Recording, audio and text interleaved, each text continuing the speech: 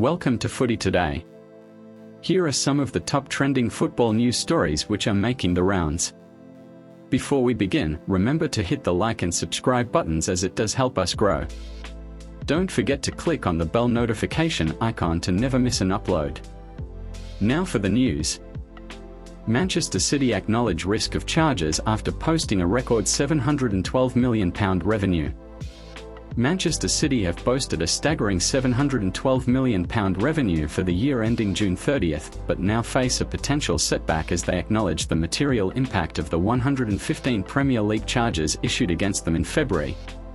This revenue figure surpasses the previous Premier League record of £648 million set by Manchester United.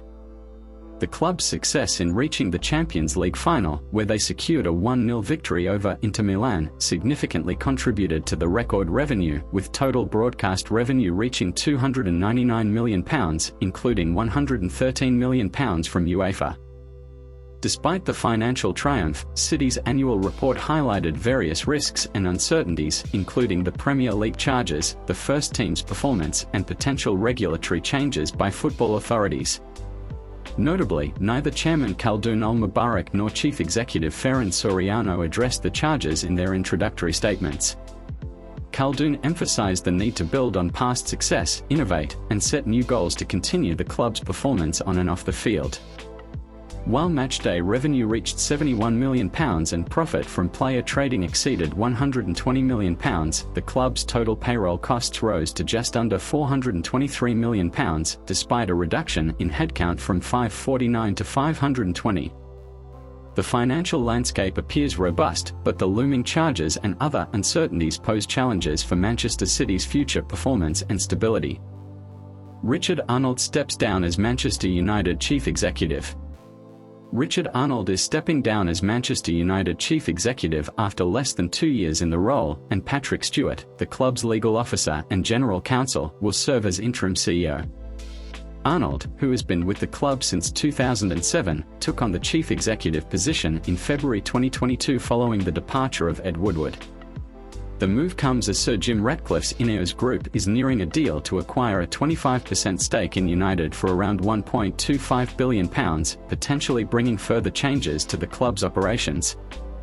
In a statement, United confirmed Arnold's departure, stating that Patrick Stewart will assume the role of interim CEO while a search is conducted for a permanent replacement. The club emphasized Arnold's 16 years of service and expressed gratitude for his dedication. While Ineos sources deny involvement in Arnold's departure, the pending deal suggests further changes may be on the horizon. Arnold faced challenges during his tenure, including criticism for his handling of the Mason Greenwood situation. Joel Glazer, United's executive co-chairman, thanked Arnold for his service and acknowledged Stewart's interim role in providing stability. Stewart, with United since 2006, aims to maintain the club's stability during the transition while supporting the search for a new permanent CEO. United, currently under the management of Erik ten Hag, sits sixth in the Premier League and faces challenges in both domestic and European competitions. Chelsea are set for more Premier League scrutiny over the Roman Abramovich era. Chelsea faces additional scrutiny from the Premier League as reports suggest that payments linked to former owner Roman Abramovich, made through offshore companies, are under investigation. The Guardian reported these transactions, indicating potential benefits to the club. The Premier League is already probing Chelsea for potentially incomplete financial reporting related to the Abramovich era, reported during the takeover by new owners who self-reported the findings. While the league has not commented on the recent report, it is anticipated that they will closely examine the information provided.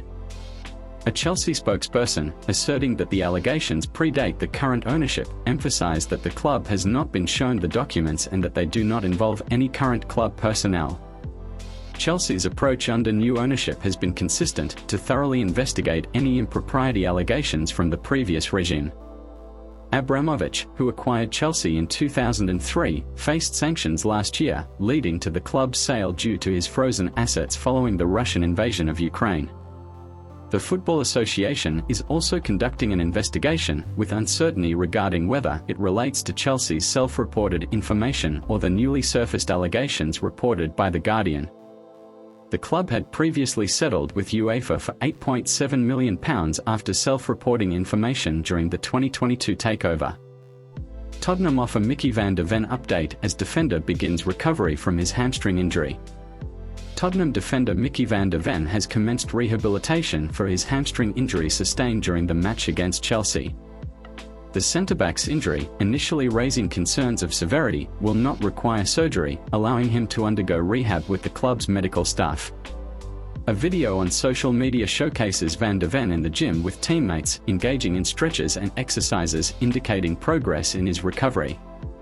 While no specific return timeframe has been provided, manager Ange Postecoglou anticipates the defender's absence until the new year, describing the hamstring injury as a fairly significant.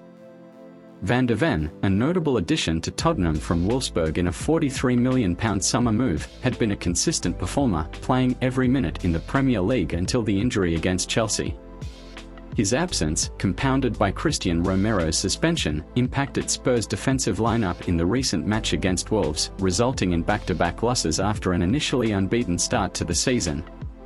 Additionally, Tottenham faces the absence of James Maddison, who sustained an ankle injury against Chelsea, with a potential return not expected until 2024, according to Postecoglou. Timo Werner told he could be put up for sale as former Chelsea striker falls out of favour with RB Leipzig. RB Leipzig director Ruven Schröder has indicated that Timo Werner could leave the club as the German striker faces limited playing time. Werner has struggled to secure a consistent spot, starting only 2 Bundesliga games this season and playing just 30 minutes in the Champions League. Despite rejoining Leipzig in 2021 after a challenging spell at Chelsea, Werner finds himself behind other forwards in the pecking order, prompting speculation about his future. Speaking about Werner's situation, Schröder mentioned that Leipzig values players with unique qualities and would support Werner if he decides to pursue regular playing opportunities elsewhere. The director emphasized that the club is backing Werner during his challenging period, acknowledging the competitive nature of football. Schröder stated that if Werner expresses a desire for a different path, Leipzig will address it, recognizing the player's need to contend for a place in the team. Werner's potential departure comes after being linked with Newcastle last summer while still a Chelsea player, with reports suggesting that the Magpies were deterred by his high wages. Having taken a pay cut to return to Leipzig, it remains uncertain if clubs will pursue the striker in the January transfer window.